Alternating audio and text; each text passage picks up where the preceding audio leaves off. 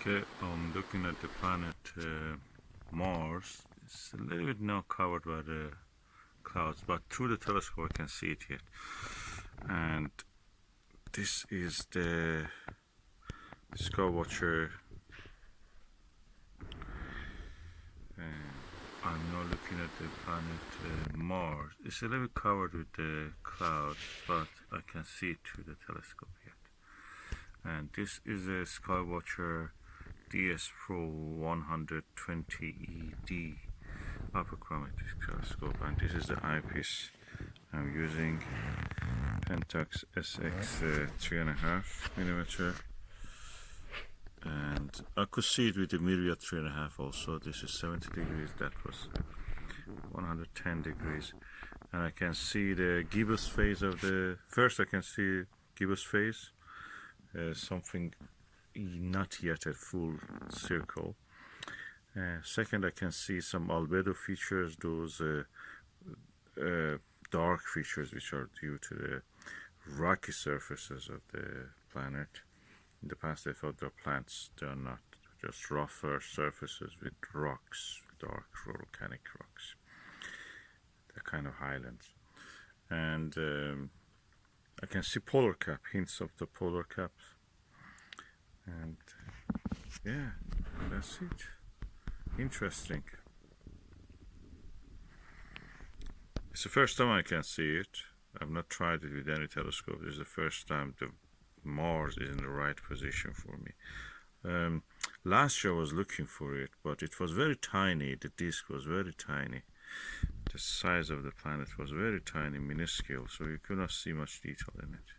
Now it is huge, almost the size of Jupiter, through this eyepiece. 2/3 of the size of Jupiter.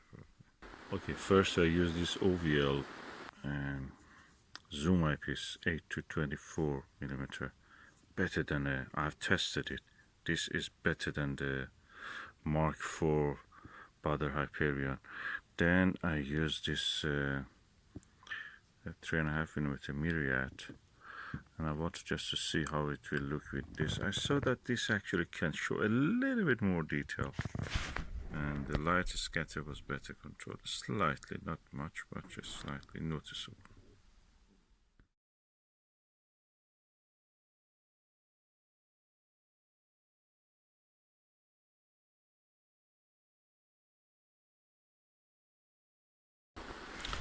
I can now understand why people and past observers were telling that observing Mars is very difficult. I've seen images, people have tried with their cameras to take images of the Mars. You see the gibbous phase if you know what you're looking at, but you see flare-ups of light around it, so it's completely distorted. And you can see it visually also like that. Suddenly the image distorts, it deteriorates, you don't see anything clear. And then in a brief moment you can see again the disk and gibbous phase in this case, and all the surface details that is possible to see. So that's interesting. I don't think people could see canals or anything like that on this. It's too small first for any kind of observation of that. Second, you see a lot of details from your own eye defects. So visually you see a lot, but that can be the reflection of your own depth of the eye wanes. Reflection on the lens. Yeah, definitely. When observing the Mars, a thin layer of cloud actually helps to see more details on this. Yes, that's odd.